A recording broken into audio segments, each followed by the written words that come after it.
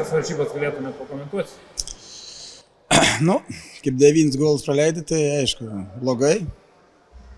Nesužaidėm, ką planavom. Atakai dar buvom gyvi, bet gynybai tai buvo blogai, labai blogai. Dar norit pasveikinti Vilkaviškį su pergalė, o mums reikia ką ruoštis kitam savaitgalį, Radviliškiui. Kokius trūkumus išvelgėte galbūt savo žaidime, komandoje? Tai trūkumai tokie, kad dar trūksta to susižaidimo.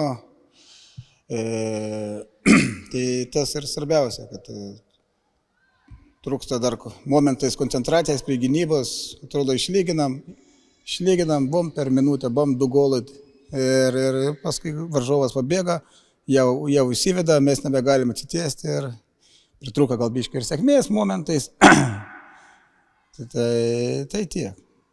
Ką galėtumėte pasakyti apie šios dienos rungtynės?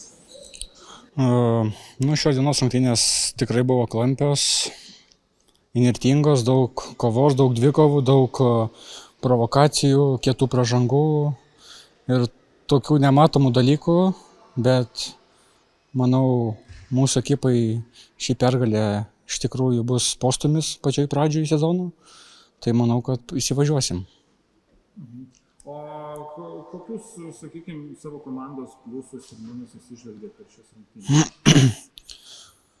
Pliusai, manau, būtų tai, kad buvom kaip vienas kumštis, stengiamės dirbti gynyboje, žinojom, kad bus sunku, žinojom, kad mūsų naujokai iš Brazilijos dar nėra pratę prie tokio lygio, ta prasme,